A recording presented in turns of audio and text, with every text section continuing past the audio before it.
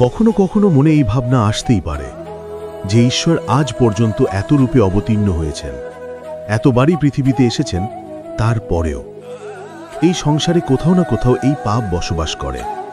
এটার কারণ কি? এটার কারণ আমরা স্বয়ংই। যখন কোনো ব্যক্তি এই পৃথিবীর পথ প্রদর্শন করে, এই সংসারকে উচিত দিশা দেখায়, এই সংসারের মঙ্গল করে, আমরা সেই ব্যক্তিকে মানুষ থেকে ঈশ্বর বানিয়ে ফেলি। সেই ব্যক্তির পতন স্বয়ং আমাদের হাতেই হয়ে যায়। কারণ সেই ব্যক্তি তার শ্বাস প্রশ্বাসের জন্য হয় না, সেই ব্যক্তি হলো সেই ভাবনা যা সেই সংসারকে প্রদান করেছে। আমরা সেই ব্যক্তির ভাবনাটারই অন্ত করে দিই। এটা উচিত নয়। আমরা ওনাকে প্রভু মেনে নেই। প্রভু মানার পর আমরা ওনার কাছে প্রার্থনা করি, হে প্রভু, আমাদের সাহায্য করুন। যদি উনি প্রভুও হন, তাও উনি পৃথিবীতে এসেছেন মনুষ্য রূপে। যা কর্ম করেছেন, যা শক্তি প্রাপ্ত করেছেন, এই দেহ থেকেই প্রাপ্ত করেছেন। আপনাদের এটা বোঝানোর জন্য যে এই কাজ আপনিও করতে পারেন। যারা সৎ আত্মা থাকেন, তাদের জন্য সর্বশ্রেষ্ঠ শ্রদ্ধাঞ্জলি হলো এটাই যে আপনি তাদের পদচিহ্ন অনুসরণ করে চলুন, না ওনাদের স্মরণে থাকুন, না পুষ্পের মালা ওনাদের চরণে রাখুন, বরং তাদের ভাবনাকে অনুসরণ করে সেই ভাবনা নিয়ে এগিয়ে চলুন। এটা না শুধু আপনার জন্য, বরং সমগ্র সংসারের জন্য লাভদায়ক। তাহলে এটাই করুন, আর আমার সাথে ভালোবেসে বলুন, রাধা রাধা। জীবনে সব সময় সেটা হয় না যা আমরা চাই, তেমনভাবে হয় না যেমনভাবে আমরা চাই। এবার তাতে আমরা দুঃখ পাই, নিরাশ হয়ে পড়ি, ভাগ্যকে দোষ দিই অথবা অন্য কাউকে বা নিজেকে। কিন্তু সত্যটা কি, সেটা আমাদের জানতে হবে। এই সংসার নির্মিত হয়েছে পাহাড় দ্বারা এবং পাথর দ্বারা। তাই প্রত্যেক স্থানে ছোট ছোট ছোট ছোট নুড়ি পাথর তো অবশ্যই থাকবে। এগুলো এড়িয়ে যাওয়া সম্ভব নয়, আর এই কথাটা আমরা সকলে জানি।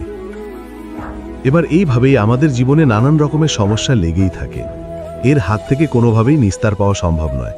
একটা সমস্যা এড়াতে যান, দ্বিতীয় চলে আসবে, দ্বিতীয় সমস্যা এড়াতে যান, তৃতীয় চলে আসবে।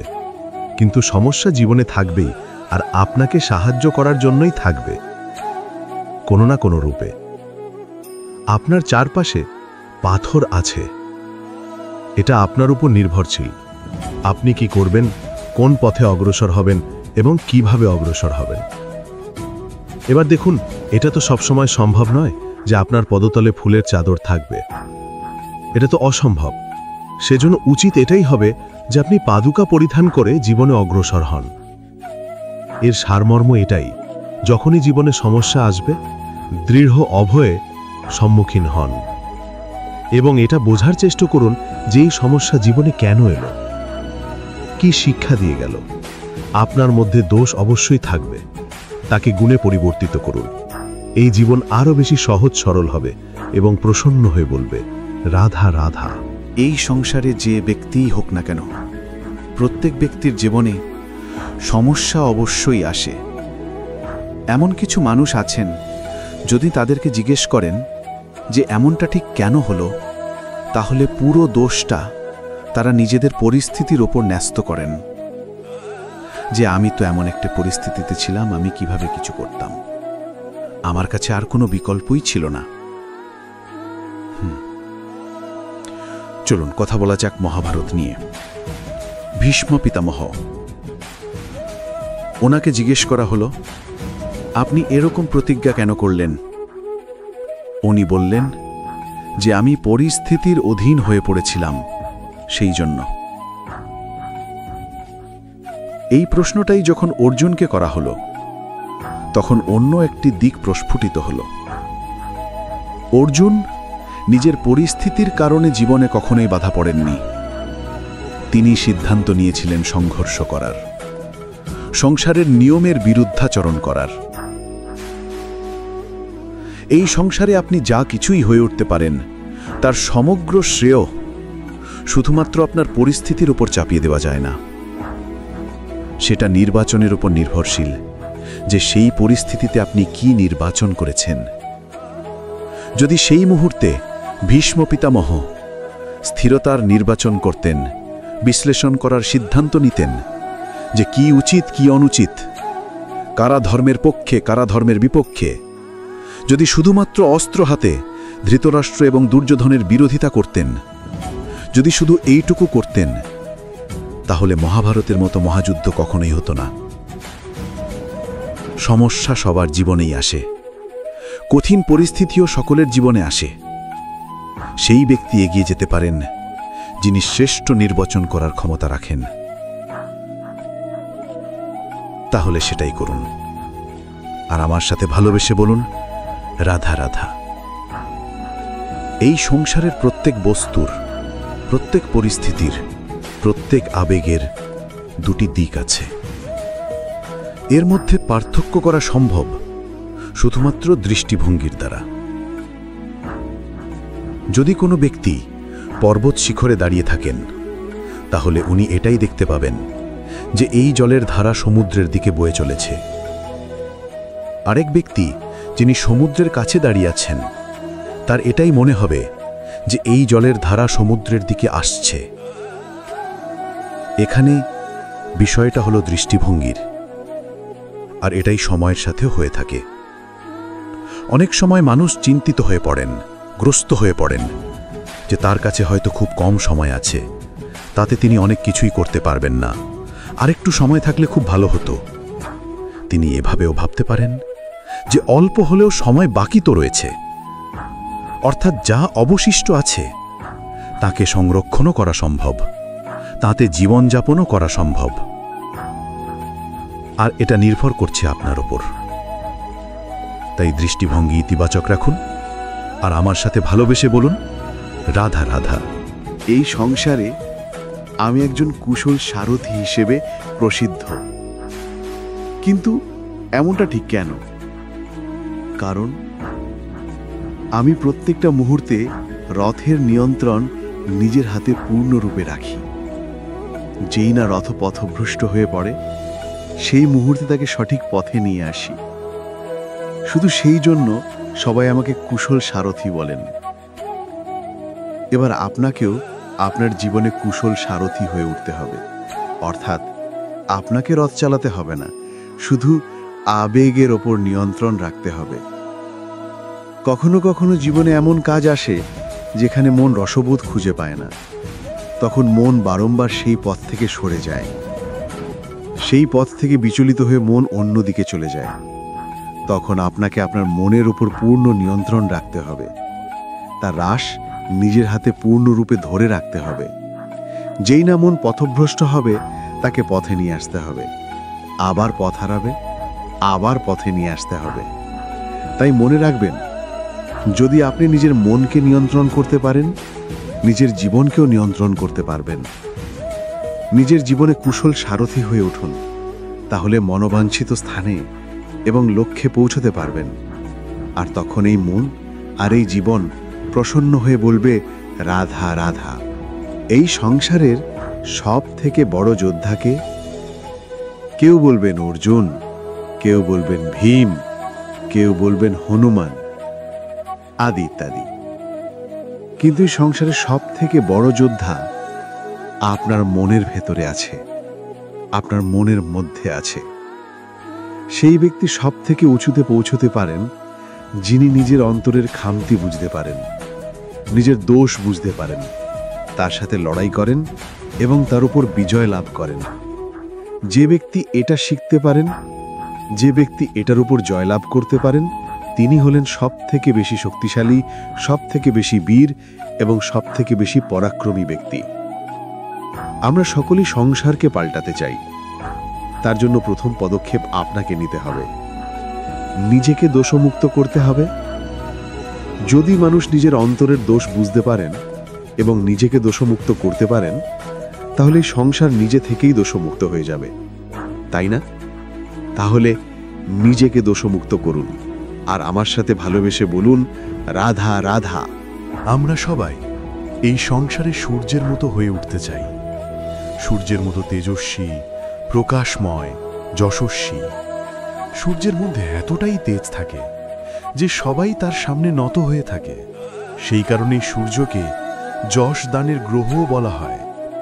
আমরা সবাই সূর্যের মতো উজ্জ্বল হতে যাই, কিন্তু তার জন্য সূর্যকে প্রত্যেক দিন জ্বলতে হয়।